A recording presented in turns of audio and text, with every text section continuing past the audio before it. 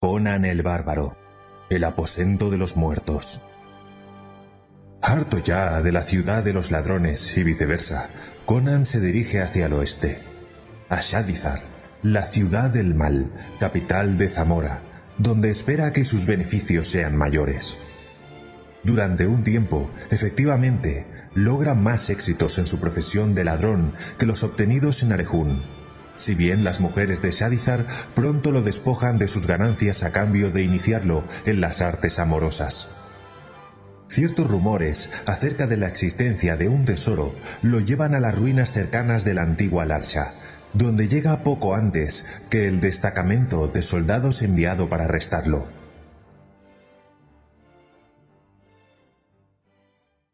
El desfiladero estaba sumido en la oscuridad. A pesar de que el sol del atardecer había dejado una franja de color amarillo anaranjado con tintes verdosos en el horizonte. Sin embargo, un ojo agudo podía divisar aún las oscuras siluetas de las cúpulas y de las agujas de las torres de Shadizar, la ciudad del mal, capital de Zamora, la ciudad de las mujeres de negros cabellos y de torres llenas de embrujo y misterio. A medida que se desvanecía la luz, comenzaban a aparecer las primeras estrellas en el firmamento. Las luces titilaban a lo lejos sobre las cúpulas y sobre las agujas de las torres, como contestando a una misteriosa señal. En tanto que el fulgor de las estrellas era pálido y desvaído, las luces que brillaban en las ventanas de Shadizar eran de color ámbar intenso, como si dejaran traslucir los actos abominables que allí se cometían. El desfiladero estaba en silencio, solo alterado por el chirriar de los insectos nocturnos. Pero este silencio fue pronto interrumpido por el alboroto de hombres que se acercaban.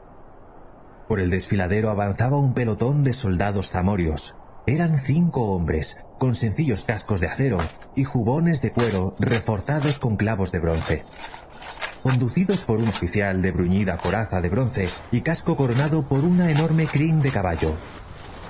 Sus piernas cubiertas por la armadura aplastaban la densa hierba que cubría el suelo del desfiladero. Sus arneses crujían y sus armas sonaban y titileaban con un ruido metálico. 3 de ellos llevaban arcos y otros 2 traían picas. A un lado tenían colgadas pequeñas espadas y de sus espaldas pendían escudos. El oficial iba armado con una enorme espada y una daga. En determinado momento, uno de los soldados dijo en voz baja: «Si cogemos a ese Conan vivo, ¿qué le harán?» «Lo enviarán a Yehud y se lo echarán como alimento al dios araña, estoy seguro», replicó el otro. «Lo que cuenta es si vamos a estar vivos para recoger la recompensa que nos han prometido». ¿Le tienes miedo?, inquirió un tercero. «¿Quién, yo?», dijo enojado el soldado que hablaba en segundo término. «Yo no le tengo miedo a nada, ni siquiera a la misma muerte. La cuestión es, ¿la muerte quién es? Ese ladrón no es un hombre civilizado, sino un bárbaro salvaje que tiene la fuerza de 10. De modo que he ido al magistrado para hacer mi testamento». «Es alentador saber que tus herederos recibirán la recompensa», dijo otro. «Lamento no haber pensado en ello». «Bueno», repuso el que había hablado en primer lugar, «ya encontrarán alguna excusa para engañarnos y no darnos la recompensa, aun cuando atrapemos a ese bribón». «Pero lo prometió el prefecto en persona», aseguró otro. «Los ricos mercaderes y los nobles a los que Conan ha estado robando hicieron un fondo común. He visto el dinero. Era una bolsa tan llena de oro que un hombre solo apenas podría levantarla. Después de esa exhibición pública, no se atreverán a dejar de cumplir la promesa». «Pero supón que no lo cogemos. Se ha dicho algo acerca de que lo pagaríamos con nuestras cabezas. Capitán Néstor, ¿qué dijeron acerca de nuestras cabezas?» «Callad de una vez», dijo bruscamente el oficial. «Se os puede oír hasta en Arejún. Si Conan se encuentra en un radio de 1 legua, se pondrá sobre aviso. Dejad de parlotear y procurad avanzar sin hacer tanto ruido». El oficial era un hombre de estatura mediana, complexión fuerte y grandes espaldas. A la luz del día era posible ver sus ojos grises y su cabello castaño con algunas hebras canosas. Era un hombre de Ganderland, de la provincia más septentrional de Aquilonia, situada a unos 2000 kilómetros al oeste. La misión que le había encomendado, de llevar a Conan vivo o muerto, lo tenía sumamente preocupado. El prefecto le había advertido que, en caso de fracasar, le esperaba un castigo severo. Tal vez el hacha del verdugo. El mismo rey de Zamora fue quien ordenó la captura del proscrito, y el monarca era drástico con los vasallos que fracasaban en sus misiones. Una confidencia obtenida en los bajos fondos de la ciudad indicaba que había visto a Conan dirigiéndose hacia ese desfiladero poco después del amanecer. Y el comandante había enviado a Néstor rápidamente hacia allí, con los soldados que se encontraban en los cuarteles. Néstor no confiaba en los hombres que iban detrás de él. Los consideraba unos bravucones capaces de salir corriendo en el momento de enfrentarse con el peligro, dejándolo a solas con el bárbaro. Y aunque el hombre de Ganderland era valiente, no se hacía demasiadas ilusiones acerca de las posibilidades que tenía frente a aquel feroz y gigantesco salvaje. Su armadura le serviría de muy poco. A medida que se desvanecían por el oeste las últimas luces del día, aumentaba la oscuridad y las paredes del desfiladero se hacían cada vez más estrechas, escarpadas y rocosas. Los hombres de Néstor comenzaban a murmurar a sus espaldas una vez más. Esto no me gusta nada. El camino conduce a las ruinas del Arsha la Maldita, donde acechan los fantasmas de los antiguos para devorar a los que pasan por ella. Y si dice que esa ciudad se halla en el aposento de los muertos... ¡Calla! Gruñó Néstor volviendo la cabeza. Sí. En ese preciso momento, el oficial tropezó con una soga de cuero tirada en el suelo y cayó de bruces. Se oyó el chasquido de la cuerda que había cedido. En ese instante, una avalancha de rocas y escombros cayó en cascada por la ladera izquierda con un ruido atronador.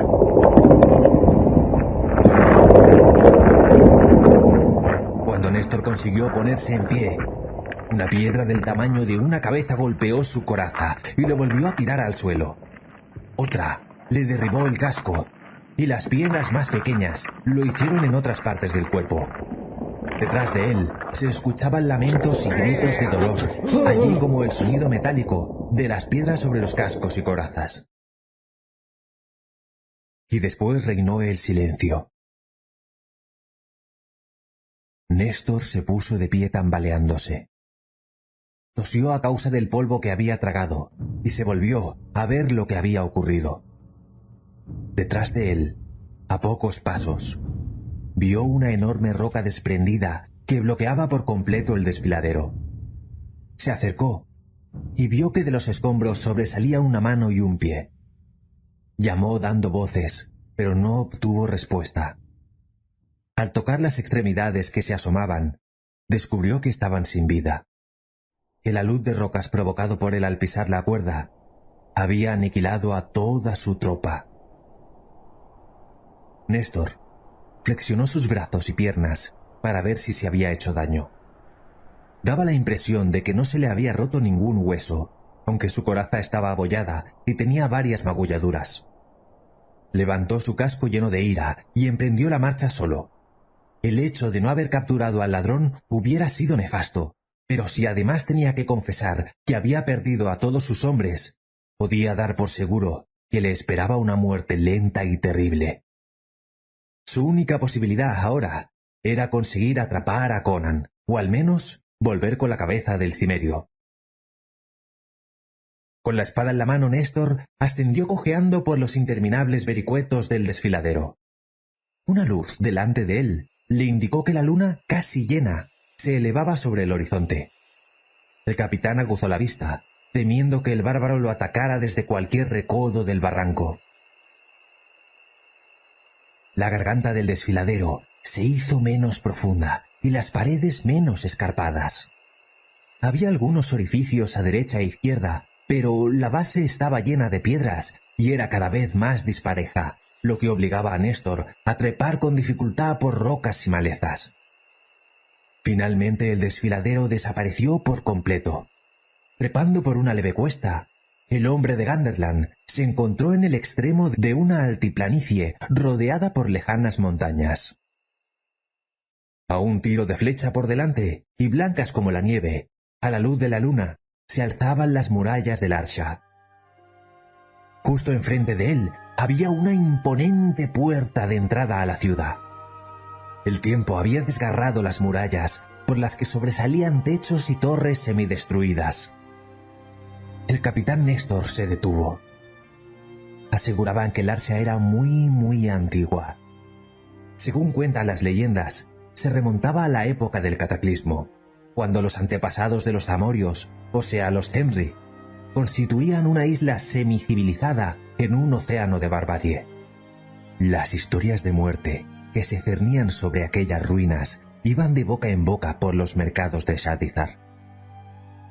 Por lo que Néstor sabía, ninguno de los muchos hombres que en el pasado invadieran las ruinas en busca del tesoro que se cedía que estaba oculto allí, había regresado jamás.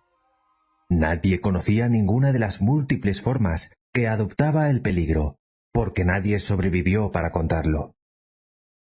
10 años antes, el rey Tiridates había enviado a la ciudad una compañía formada por sus soldados más valientes, a plena luz del día, mientras él esperaba fuera de las murallas. Se oyeron gritos y ruidos de pelea, y luego nada. Los hombres que esperaban fuera emprendieron la retirada, y Tiridates se vio obligado a huir con ellos. Este fue el último intento realizado para desvelar el misterio de Larsia por la fuerza de las armas. Aunque Néstor tenía la habitual avidez de los mercenarios por el dinero fácil, no era imprudente. Años de servicio como soldado en el reino que se encuentra entre Zamora y su tierra natal le había enseñado a ser precavido. Mientras hacía una pausa sopesando sus posibilidades y los peligros que éstas entrañaban, vio algo estremecedor que lo dejó paralizado. Cerca de la muralla, divisó una figura humana que entraba furtivamente por la enorme puerta. Aunque el hombre se hallaba demasiado lejos para ser reconocido a la luz de la luna, era imposible confundir aquel andar de pantera. Era Conan. Lleno de furia, Néstor se dirigió hacia allí. Avanzó rápidamente aferrando la vaina de su espada para que no hiciera ruido. Pero por muy silencioso que fuera, el agudo oído del bárbaro lo puso sobre aviso. Conan miró hacia atrás y enseguida se oyó un silbido que cortó el aire. Había desenvainado su espada. Entonces, viendo que lo perseguía un solo hombre, el cimerio se quedó en su sitio. A medida que Néstor se iba acercando, el capitán examinaba el aspecto del otro. Conan medía casi 1,90 m de estatura, y su raída túnica dejaba ver los fuertes contornos de sus poderosos músculos. De su hombro colgaba un zurrón de cuero. Su rostro era joven, pero duro, y estaba enmarcado por una melena recortada y espesa de color negro. Nadie dijo una palabra. Néstor se detuvo para recobrar el aliento y echó a un lado su manto. En ese preciso momento, Conan se abalanzó sobre él. Las espadas brillaron como relámpagos a la luz de la luna, y el sonido metálico de los sables cortó el silencio sepulcral que reinaba allí. Néstor tenía más experiencia en la lucha, pero la fuerza y la impresionante rapidez del bárbaro anulaban esa ventaja. El ataque de Conan era tan elemental e irresistible como un huracán. Rechazando los golpes con astucia, Néstor se vio forzado a retroceder poco a poco. Observaba detenidamente a su enemigo, esperando que su ataque amainara a causa del cansancio. Pero el cimerio parecía infatigable. De un rápido revés, Néstor hizo un corte en la túnica de Conan a la altura del pecho, pero no llegó a herirlo.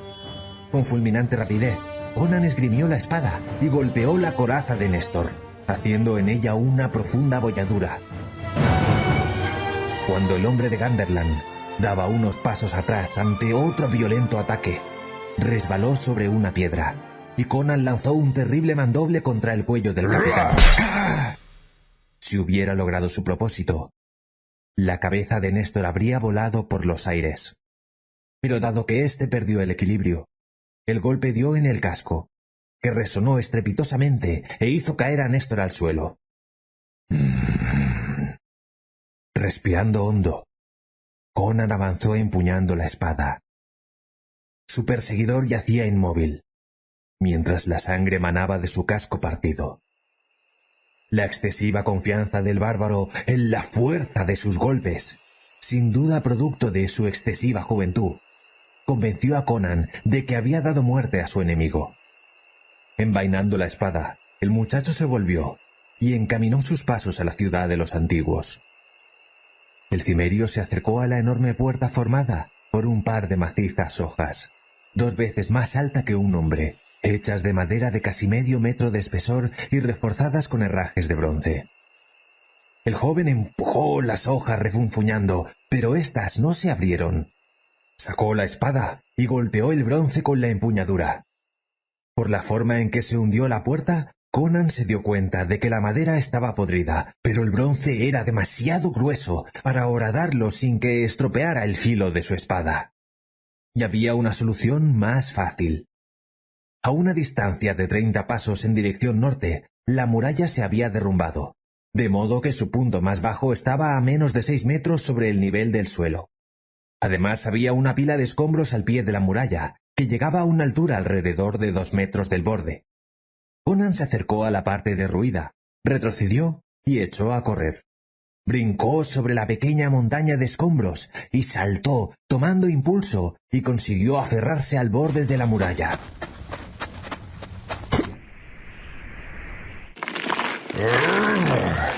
Dando un gruñido y haciendo un enorme esfuerzo, sin hacer casi de arañazos y magulladuras, se encontró del otro lado del muro, desde donde lanzó una mirada a la ciudad.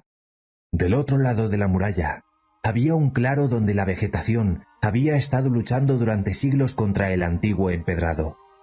Las losas de piedra estaban resquebrajadas y desniveladas, y por ellas asomaba la hierba, unas malezas y algunos pequeños arbustos. Más allá se divisaban las ruinas de lo que parecía haber sido uno de los barrios más pobres. Se veían casas miserables de adobe de un piso, que habían quedado reducidas a montículos de barro y escombros.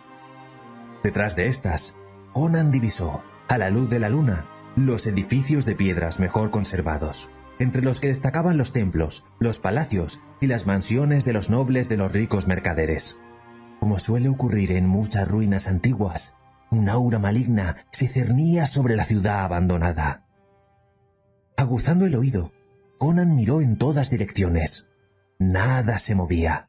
El único sonido que se escuchaba era el chirriar de los grillos. También el bárbaro había oído hablar de la maldición que pesaba sobre el archa. Aunque lo sobrenatural provocaba un pánico atávico y aterrador en el espíritu del bárbaro, se sobrepuso, que se dio ánimos pensando que cuando un ser sobrenatural adopta forma humana, puede ser herido o muerto con armas corrientes, como cualquier ser humano o monstruo.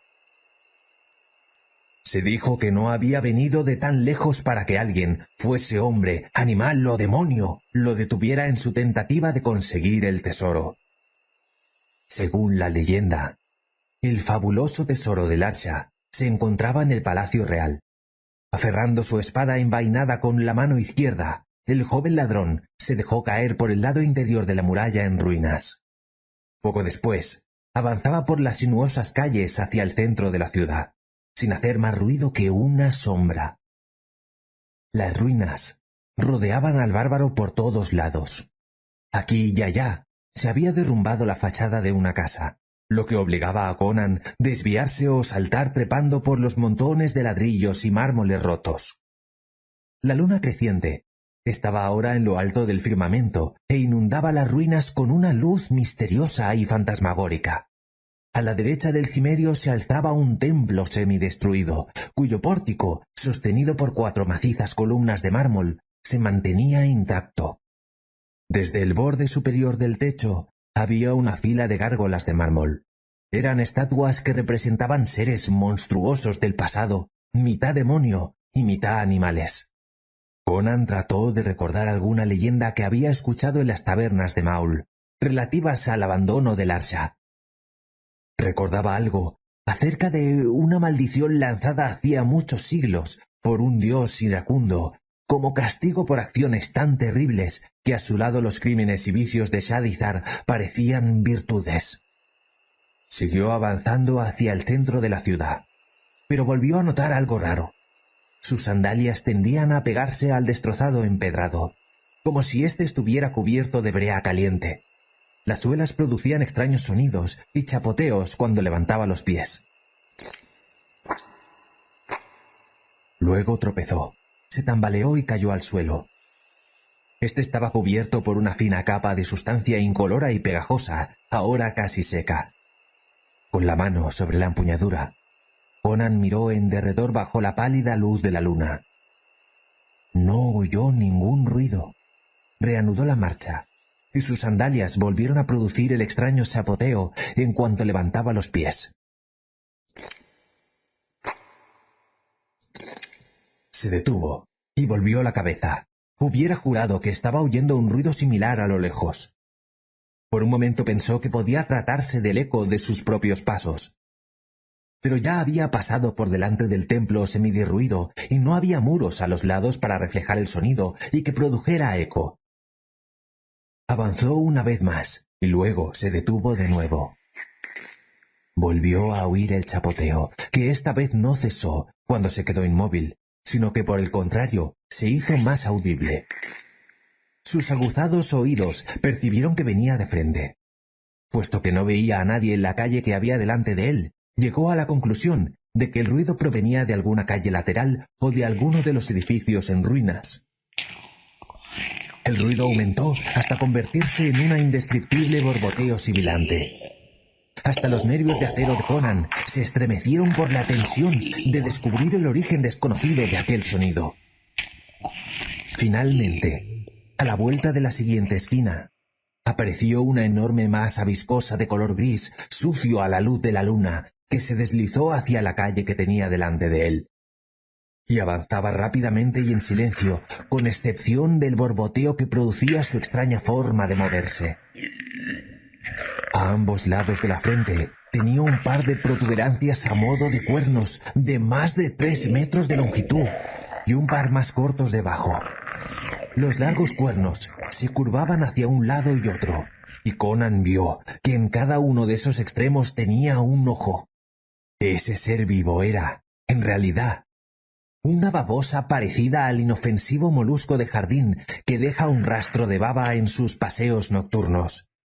Pero esta babosa medía unos 15 metros de largo y era tan gruesa en su centro como lo que medía Conan de altura. Además, se movía tan rápidamente como un hombre corriendo.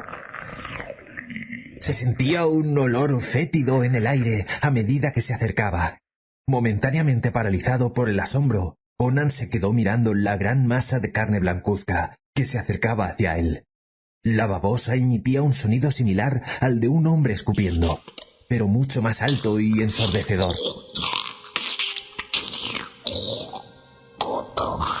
Decidido por fin a actuar, el cimerio saltó hacia un lado. En ese preciso instante, un chorro de líquido atravesó el aire de la noche y fue a caer justamente en el lugar en el que él había estado. Una pequeña gotita le cayó sobre el hombro y lo quemó como una brasa ardiente.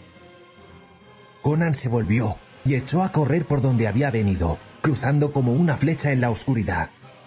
Tuvo que volver a saltar por encima de las montañas de escombros que había en las calles. Su oído le indicaba que la babosa lo seguía de cerca. Tal vez ésta le iba ganando terreno. No se atrevió a mirar hacia atrás, pues temía tropezar con algún trozo de mármol y caer de bruces al suelo, porque entonces el monstruo lo tendría a su merced antes de que él consiguiera levantarse. Conan volvió a oír ese sonido similar a un escupitajo.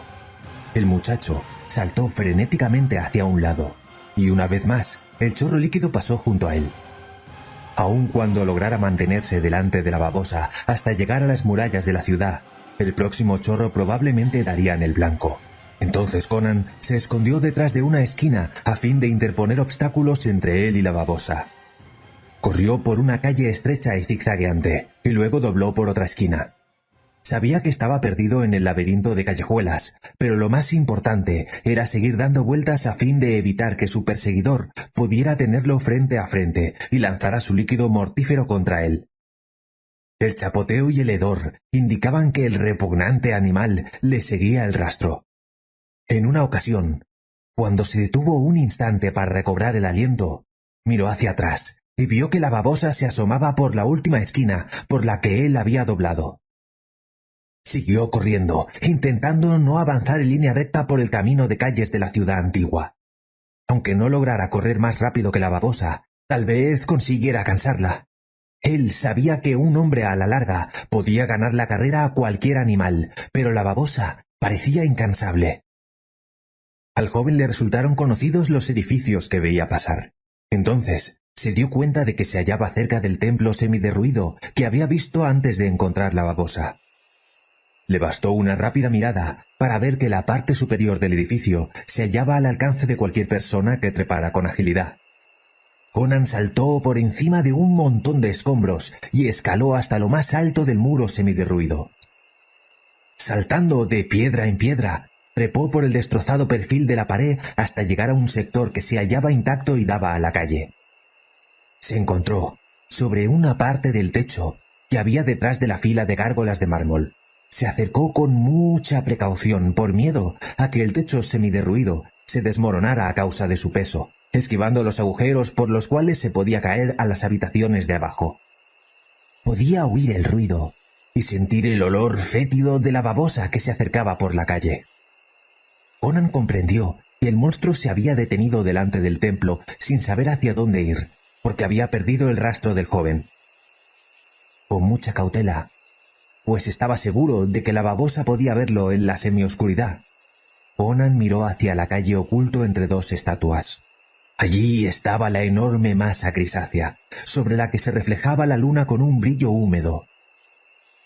Los enormes cuernos con ojos se volvían en todas direcciones, tratando de encontrar a la presa. Debajo de estos, los cuernos inferiores, más pequeños, se deslizaban hacia adelante y hacia atrás, a poca distancia del suelo, como si estuviera oliendo las huellas del cimerio. Conan estaba seguro de que la babosa no tardaría en encontrar su rastro. No tenía la menor duda de que podría ascender deslizándose por los lados del edificio tan rápidamente como él. El joven apoyó su mano sobre una gárgola, una estatua que parecía una pesadilla con un cuerpo humanoide, alas de murciélago y cabeza de reptil, y empujó. La estatua se balanceó levemente con un débil crujido. Al oír este ruido, los cuernos de la babosa giraron hacia arriba, en dirección al techo del templo. La cabeza del animal se asomó y el monstruo curvó su cuerpo doblándose sobre sí mismo. La cabeza se acercó a la fachada del templo y comenzó a deslizarse hacia arriba por una de las enormes columnas, justo debajo del lugar en el que se encontraba oculto Conan, en cuclillas. La espada le serviría de muy poco contra aquel monstruo, se dijo Conan. Al igual que otros seres inferiores de la escala biológica, no resultaría afectada por las heridas que destruirían instantáneamente a seres más evolucionados. La cabeza de la babosa asomó por detrás de la columna, con los cuernos oscilando en todas direcciones.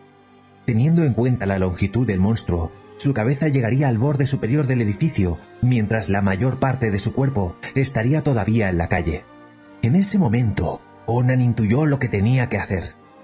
Se apoyó sobre la gárgola y, empujando con todas sus fuerzas, la dejó caer desde el borde superior. En lugar del estruendo que semejante masa de mármol normalmente habría producido al estallarse contra el suelo empedrado, se oyó un sonido blando y húmedo, como viscoso, seguido de otro más fuerte, cuando la parte anterior de la babosa cayó al suelo.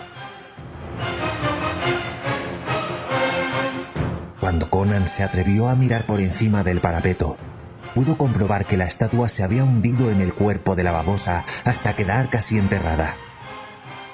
La enorme masa grisácea se retorcía y azotaba el aire como un gusano en el anzuelo del pescador. Con un golpe de cola hizo temblar la fachada del templo, y en algún lugar del interior cayeron con estrépito unas piedras sueltas. Conan temió que toda la estructura estuviera a punto de venirse abajo y lo sepultara entre los escombros. ¡Esto es para ti!, dijo el cimerio con un gruñido. Anduvo entre la fila de gárgolas hasta que encontró otra que estaba suelta y la arrojó directamente sobre el cuerpo de la babosa. La gárgola cayó produciendo un sonido blando. Una tercera erró el blanco y se estrelló sobre el empedrado.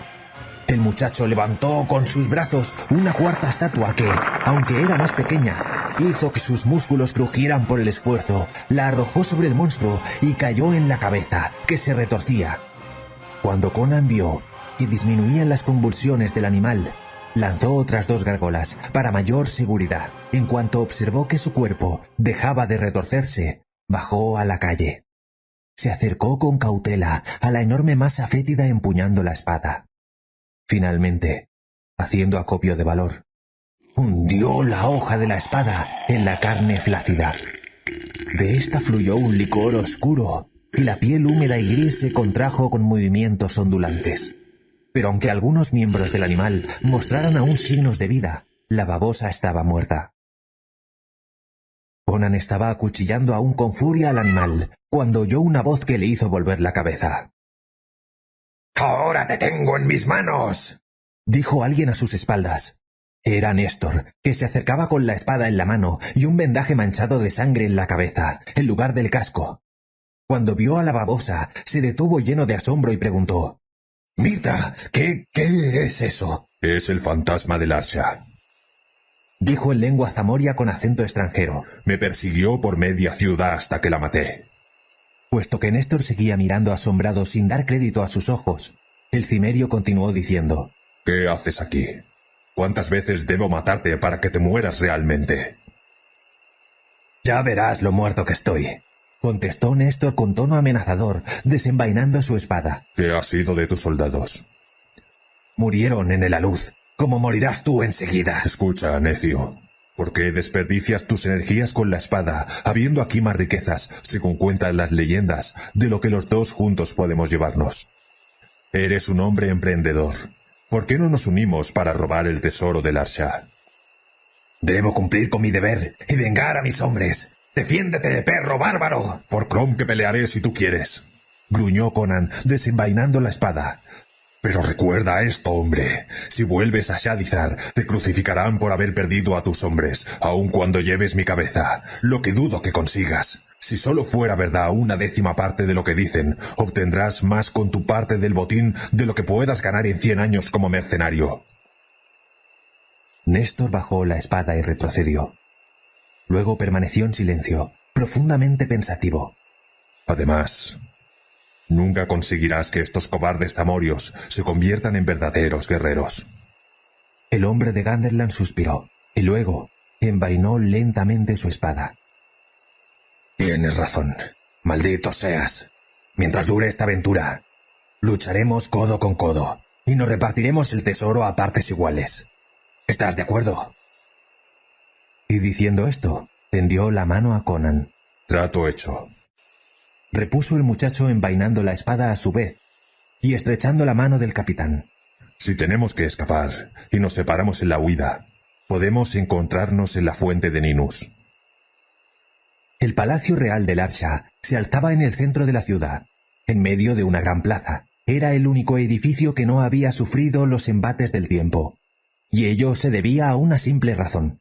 Había sido tallado en una enorme montaña rocosa que antes sobresalía de la uniforme meseta sobre el que se asentaba el Archa. Sin embargo, la construcción de este edificio había sido tan cuidadosa que era necesario examinarlo muy de cerca para descubrir que no se trataba de una compleja estructura arquitectónica. Había incluso unas líneas marcadas en la negra superficie basáltica, imitando las uniones que existen habitualmente entre las piedras de los edificios. Avanzando sin hacer ruido, Conan y Néstor miraron el oscuro interior del edificio. «Necesitamos luz», dijo Néstor. «No me gustaría encontrarme con otra babosa como aquella en la oscuridad». No siento su extraño hedor. No creo que haya otra babosa. Aunque bien pudiera haber otro guardián cuidando el tesoro. Se volvió y cortó un retoño de pino que crecía entre el derruido empedrado. Luego cortó sus ramas, las convirtió en astillas con la espada y encendió un fuego, frotando pedernal y acero. Después recortó los extremos de 2 leños y les prendió fuego. La madera resinosa ardió intensamente. Conan le entregó una antorcha a Néstor, y ambos se colocaron algunas astillas en el cinto. Luego, con las espadas en alto, se acercaron al palacio. Dentro del arco de acceso, las vacilantes llamas doradas de las antorchas se reflejaron en los pulidos muros de piedra negra, pero el polvo acumulado en el suelo tenía varios centímetros de espesor. Algunos murciélagos que colgaban de unos salientes de piedra chillaron con furia y se alejaron en la oscuridad. Los hombres pasaron entre estatuas de aspecto aterrador, colocadas en nichos que flanqueaban su paso. A ambos lados se abrían oscuros pasadizos. Finalmente, llegaron hasta la sala del trono. Este estaba tallado en la misma piedra negra, al igual que el resto del edificio, y todavía se mantenía en pie. Otras sillas y divinidades hechos de madera, en cambio, estaban convertidos en polvo, y solo quedaban restos de clavos, ornamentos metálicos y piedras semipreciosas desparramados por el suelo. Esto debe de haber estado vacío durante miles de años. Atravesaron varios recintos, que quizá hubieran sido las habitaciones privadas del rey, pero era difícil saberlo debido a la ausencia de muebles. De repente se encontraron frente a una puerta. Conan acercó su antorcha. Se trataba de una puerta maciza, encajada en un arco de piedra y hecha de gruesas maderas, unidas entre sí con herrajes de cobre, ahora cubiertos por una capa de moho verdoso. Conan hundió su espada en la madera.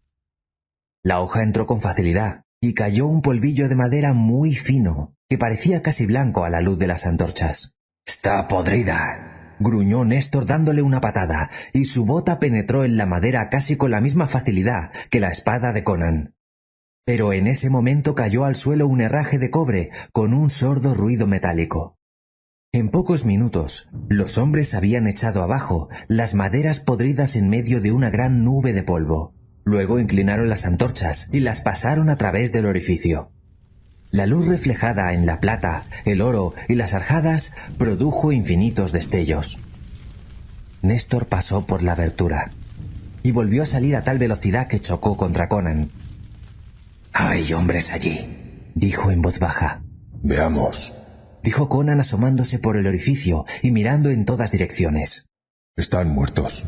Entremos. Una vez dentro, miraron detenidamente a su alrededor hasta que las antorchas casi les quemaron las manos y tuvieron que encender otras. Esparcidos por la habitación había 7 guerreros gigantescos, de más de 2 metros de altura, caídos sobre sillones de piedra. Sus cabezas se apoyaban contra los respaldos de los sillones y tenían la boca abierta. Estaban ataviados con ropas antiguas. Sus cascos de cobre con plumas, así como las escamas de cobre de sus corazas, estaban cubiertas de cardenillo por el paso del tiempo. Su piel era de color marrón y aspecto ceroso, como la de las momias, y las barbas entre canas les llegaban hasta la cintura. Junto a ellos había alabardas y picas con hojas de cobre apoyadas sobre las paredes o tiradas en el suelo. En el centro de la habitación se alzaba un altar de basalto negro, como el resto del palacio. Cerca del altar, en el suelo, había varios cofres que parecían haber almacenado tesoros. La madera estaba podrida, los cofres estaban destrozados y su reluciente contenido se encontraba desparramado por el suelo. Conan se detuvo cerca de uno de aquellos guerreros inmóviles y le tocó la pierna con la punta de la espada. El cuerpo yacía inmóvil. Los antiguos deben de haberlos momificado, como me han dicho que hacen los sacerdotes de Estigia con los muertos. Néstor miró con desasosiego los 7 cuerpos inmóviles. Las débiles llamas de las antorchas no alcanzaban a iluminar las oscuras paredes ni el techo de la habitación. El bloque de piedra negra que había en el centro de la sala le llegaba a la cintura. En su parte superior lisa y pulida había finas incrustaciones de marfil que formaban un diagrama de círculos y triángulos entrelazados, creando una estrella de 7 puntas, y en el espacio que había entre las líneas se apreciaban signos de una escritura que Conan no reconocía. Sabía leer y escribir en lengua zamoria a su manera, y tenía conocimientos rudimentarios de hircáneo y de corintio. Pero aquellos enigmáticos jeroglíficos le resultaban irreconocibles. De todos modos, le interesaban más los objetos que se encontraban encima del altar. En cada una de las puntas de la estrella, centelleando bajo la luz rojiza e incierta de las antorchas, había una enorme gema verde del tamaño de un huevo de gallina. En el centro del diagrama había una estatuilla verde de una serpiente con la cabeza levantada que parecía de jade. Conan acercó la antorcha a las 7 enormes y resplandecientes gemas y gruñó. Yo quiero esas piedras preciosas. Tú te puedes quedar con todo lo demás. De ninguna manera, dijo Néstor tajante. Estas piedras preciosas valen más que todos los tesoros que hay en esta habitación. Me las llevaré yo. Hubo un momento de gran tensión entre los dos hombres. Sus manos aferraron las empuñaduras de sus espadas. Se quedaron un instante en silencio, mirándose fijamente. Finalmente, dijo Néstor. Entonces las repartiremos, tal como habíamos convenido. No se puede dividir 7 gemas entre 2. Echémoslo a suertes con una de estas monedas. El que gane se llevará las 7 piedras preciosas y el otro se llevará el resto, ¿de acuerdo? Conan cogió una moneda de uno de los montones que indicaban el lugar en el que habían estado los cofres. Aunque había visto muchas monedas en su vida de ladrón, aquella le resultaba completamente desconocida. De un lado había una cara, pero no se sabía si era de hombre, demonio o búho. El otro lado estaba lleno de símbolos semejantes a los que había en el altar. Conan enseñó la moneda a Néstor. Los dos buscadores de tesoros emitieron un gruñido de aprobación. El cimerio echó la moneda al aire, la atrapó y la puso de un manotazo sobre la muñeca izquierda. Extendió la mano, con la moneda cubierta encima, y miró a Néstor. «Cara», dijo el hombre de Ganderland. Conan levantó la mano de la moneda. Néstor miró y gruñó.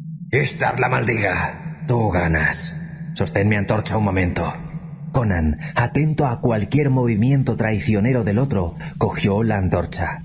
Pero Néstor simplemente se desató el manto, lo extendió sobre el suelo polvoriento y comenzó a arrojar sobre él puñados de oro y de piedras preciosas que cogía de los montones que había en el suelo.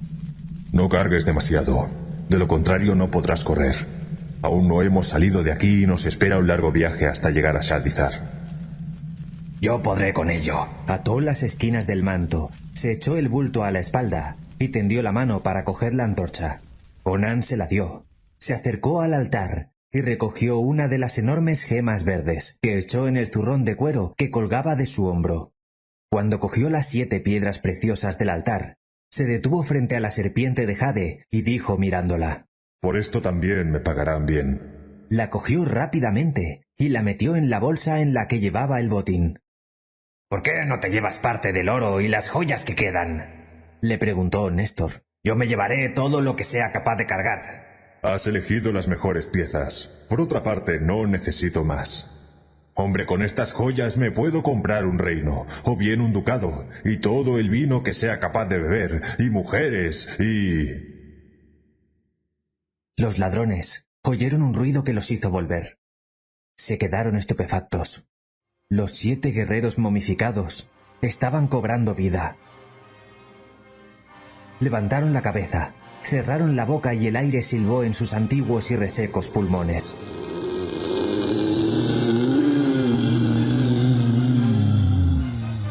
Sus articulaciones crujieron como bisagras oxidadas cuando los gigantes recogieron sus picas y sus alabardas y se pusieron de pie.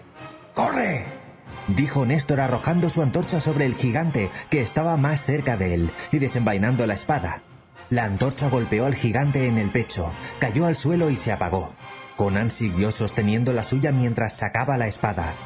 La llama vacilante de la antorcha iluminó débilmente los arneses verdosos de cobre a medida que los gigantes se acercaban a los hombres.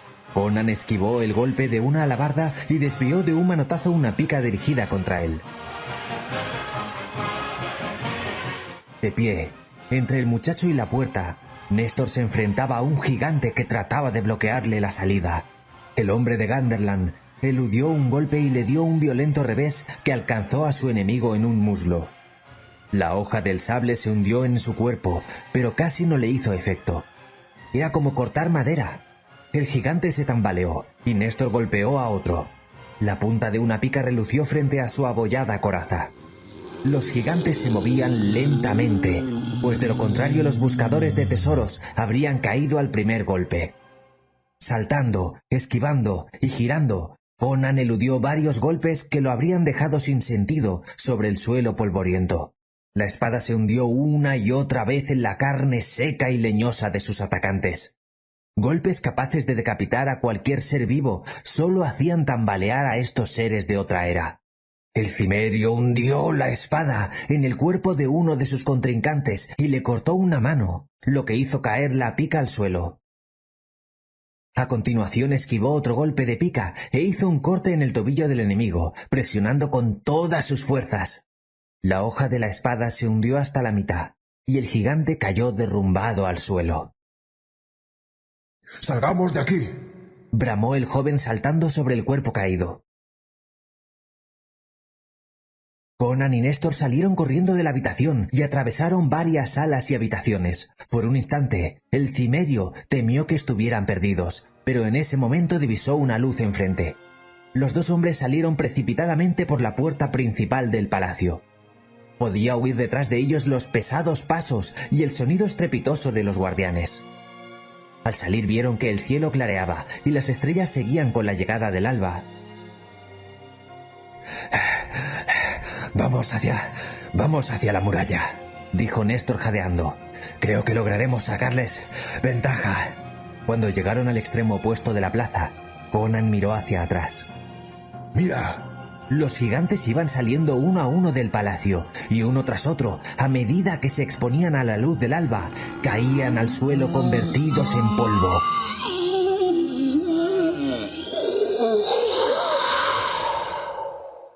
Al final solo quedó una pila de cascos de cobre con plumas, corazas y armas amontonados sobre las losas de la plaza. Bueno, asunto terminado, dijo Néstor. Pero ¿cómo lograremos volver a Shadizar sin que nos arresten? Será de día cuando lleguemos allí. Conan esbozó una sonrisa burlona y afirmó: Hay una forma de llegar que solo nosotros los ladrones conocemos. Cerca del ángulo que está al noreste de la muralla hay un conjunto de árboles. Si apartas los matorrales que cubren el muro, verás una especie de alcantarilla, que supongo que sirve para desaguar la ciudad cuando las lluvias torrenciales inundan sus calles. Solía estar cerrada por una reja de hierro, pero está desgastada por la herrumbre. No siendo demasiado gordos, podríamos deslizarnos por ella. La salida se halla en un solar en el que se arrojan los escombros y desechos de las casas destruidas. Bien, repuso Néstor. Un terrible estruendo interrumpió sus palabras. La tierra se estremeció, se sacudió y tembló arrojando a Néstor al suelo y haciendo tambalear al cimerio. ¡Cuidado!, gritó Conan. Cuando Néstor consiguió ponerse en pie, Conan lo cogió por un brazo y lo arrastró hacia el centro de la plaza. En ese momento, la pared de un edificio cercano se vino abajo estrepitosamente, desmoronándose en el preciso lugar en el que habían estado unos segundos antes. El ruido que hizo al caer quedó apagado por el estruendo del terremoto. ¡Vámonos de aquí! Guiándose por la luna, que se veía a lo lejos en el horizonte, corrieron en zigzag por las calles. A ambos lados, los muros y las columnas se inclinaban y se desplomaban con estrépito, produciendo un ruido ensordecedor. Las nubes de polvo que levantaban hacían toser a los fugitivos. Conan se deslizó, se paró y dio un salto atrás para evitar que lo aplastara la fachada del templo que se desmoronaba. Se tambaleó mientras nuevos temblores sacudían la tierra bajo sus pies. Saltó sobre las montañas de escombros viejos y nuevos. Dio un salto desesperado cuando vio que se le venía encima una enorme columna. Recibió una avalancha de fragmentos de piedra y ladrillos, y uno de ellos le produjo un corte en la mandíbula. Otro le dio de lleno en la espinilla, lo que le hizo maldecir a los dioses de todas las tierras que había conocido. Por fin, llegó a lo que quedaba de la muralla de la ciudad, que había sido reducida a un montón de escombros. Cojeando, tosiendo y jadeando, Conan trepó sobre los montículos de piedra y se volvió a mirar. Néstor no estaba a su lado. Probablemente, pensó, el hombre de Ganderland había sido aplastado por una pared. El joven aguzó el oído, pero no oyó ningún grito de auxilio. Ya no se oía el estruendo del terremoto ni de los edificios desmoronándose. La luz de la luna, muy baja ya, hacía brillar la enorme nube de polvo que cubría la ciudad. Poco después empezó a soplar la brisa del amanecer, que arrastró poco a poco el tupido velo de polvo. Sentado sobre la pila de escombros que indicaba el antiguo emplazamiento de la muralla, Conan miró hacia Larsha. La ciudad tenía ahora un aspecto totalmente distinto del que ofrecía cuando llegó a ella. No quedaba un solo edificio en pie. Incluso el monolítico palacio de basalto negro en el que él y Néstor habían encontrado el tesoro quedó convertido en un montón de escombros y de piedras rotas. Conan abandonó la idea de volver al palacio en otra ocasión para recoger el resto del tesoro. Sería necesario un ejército de trabajadores para quitar los escombros antes de encontrar algo de valor. Toda la ciudad de Larsha era ahora un montón de ruinas y cascotes. Por lo que podía ver, ahora que había más luz, no había señales de vida. Lo único que se oía era el sonido de una piedra que caía de cuando en cuando. Conan palpó el zurrón, en el que guardaba el tesoro, para asegurarse de que conservaba el botín, y encaminó sus pasos hacia el oeste, en dirección a Seatizar. El sol, cada vez más alto en el horizonte, arrojó un haz de luz sobre las anchas espaldas del cimerio. A la noche siguiente, Conan entró con gesto jactancioso en su taberna preferida, la de Abúletes, en el Maul. El antro de techos bajos y paredes manchadas de humo apestaba a sudor y a vino rancio. En las mesas abarrotadas había ladrones y asesinos bebiendo vino y cerveza, jugando a los dados, discutiendo, cantando, peleándose y dando gritos. Se consideraba que había sido una noche aburrida si al menos uno de los clientes no resultaba apuñalado en una reyerta. Conan vio en el otro extremo de la taberna a su chica actual, Semiramis, una mujer grande, de cabellos negros y varios años mayor que el cimerio. Hola, Semiramis. Exclamó Conan abriéndose camino entre los parroquianos. Quiero enseñarte algo. Hey, Abúletes, trae una jarra de tu mejor vino de Kiria. Estoy de suerte esta noche. Si no hubiera sido tan joven, Conan hubiera tenido la precaución de no hacer alarde de su botín, y mucho menos de mostrarlo en público. Sin embargo, el cimerio se acercó a la mesa de Semiramis y abrió el zurrón de cuero en el que llevaba las 7 enormes piedras preciosas. Las gemas cayeron en cascada sobre la mesa. Golpearon la madera húmeda de vino y se convirtieron al instante en montoncitos finos de polvo verde que centellearon a la luz de la vela. Conan dejó caer el zurrón y se quedó boquiabierto, mientras los borrachos de las mesas de al lado estallaban en sonoras carcajadas. ¡Por Cromi Mannanan! Dijo el cimerio al fin cuando recobró el aliento. Me parece que esta vez me pasé de listo. Luego, recordando la serpiente de jade que tenía en el zurrón, agregó: Bueno, esto me servirá para pagar una buena juerga. Llevada por la curiosidad, Semiramis cogió el zurrón que estaba encima de la mesa, pero enseguida lo dejó caer lanzando un grito. ¡Está viva!, exclamó. ¿Cómo? Dijo Conan, pero una voz que se escuchó desde la puerta lo interrumpió. ¡Ahí está, soldados! ¡Apresadlo!, ordenó el hombre. Se trataba de un magistrado gordo que había entrado en la taberna seguido de un pelotón de soldados de la guardia nocturna, armados con alabardas. Los presentes se callaron, miraron en forma inexpresiva hacia el techo como si no conocieran a Conan ni a ninguno de los otros bribones que formaban la clientela habitual de Abúletes. El magistrado se abrió camino hasta la mesa de Conan. Desenvainando su espada, el cimerio se colocó de espaldas a la pared. Sus ojos azules brillaban amenazadores y se podían ver sus dientes a la luz de las velas. «¡Apresadme si podéis, perros!», exclamó. «No he violado ninguna de vuestras estúpidas leyes». Y agregó en voz baja, dirigiéndose a Semiramis. «Coge el zurrón y sal de aquí. Si me detienen, lo que hay dentro es tuyo». «Es que le tengo mucho miedo», dijo la mujer lloriqueando. ¡Ah, vaya! Dijo el magistrado riéndose. Con que no has hecho nada, ¿eh? Nada más que despojar a nuestros ciudadanos más eminentes. Hay pruebas suficientes para cortarte la cabeza 100 veces. ¿Acaso no mataste a los soldados de Néstor y los convenciste para que se unieran a ti en la búsqueda del tesoro en las ruinas de Larsha? Lo encontramos al caer la noche, borracho y haciendo alarde de su hazaña.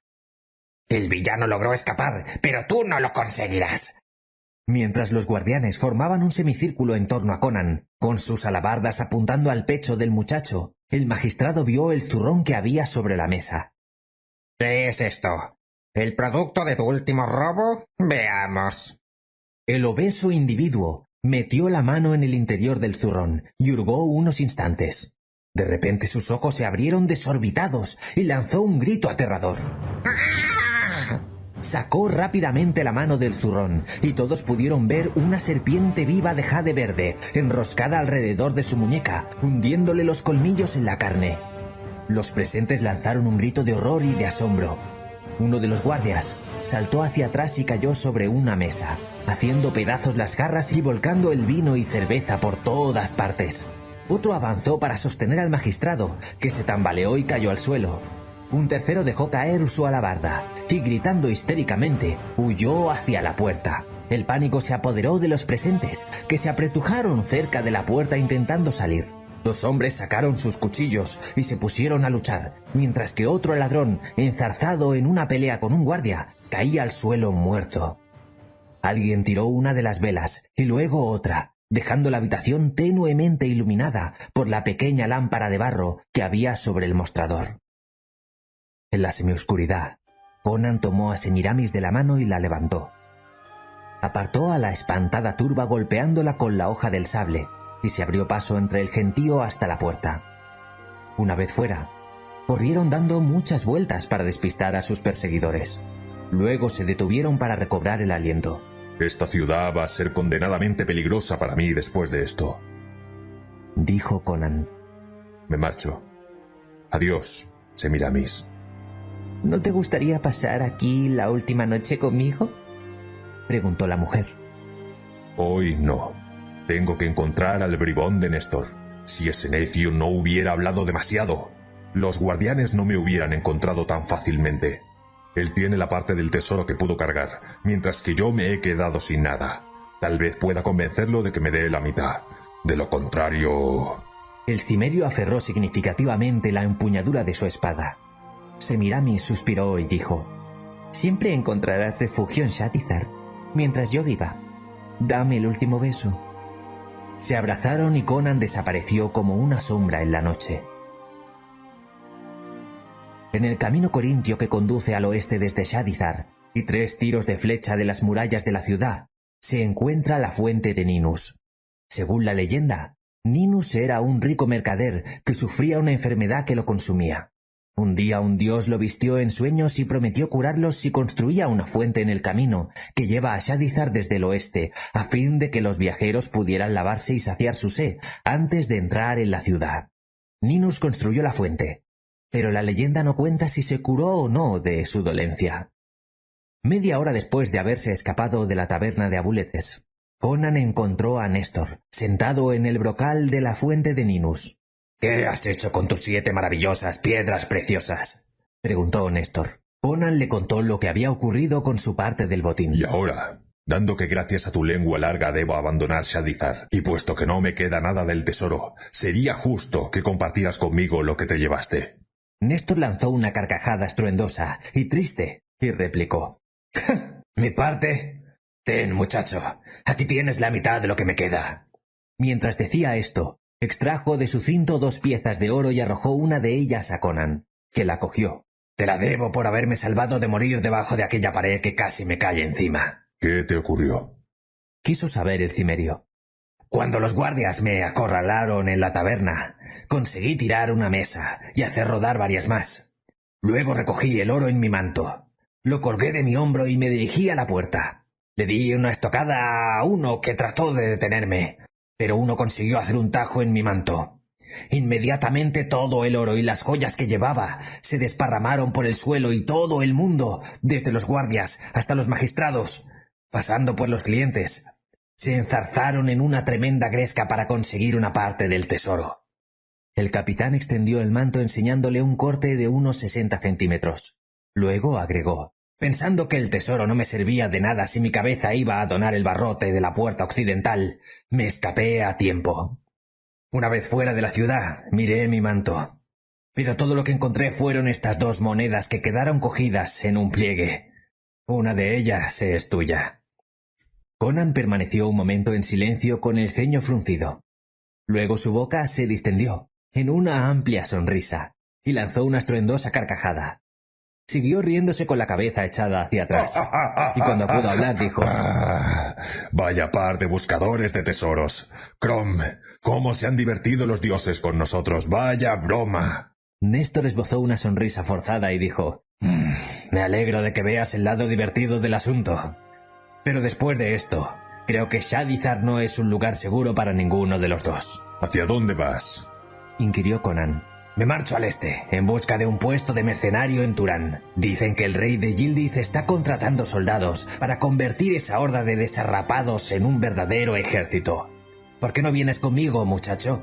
Tienes condiciones de soldado. Eso no es lo mío. No me gusta marchar todo el día de acá para allá en el campo de entrenamiento, mientras algún oficial da órdenes chillando: ¡Adelante, marcha! ¡Presente en armas!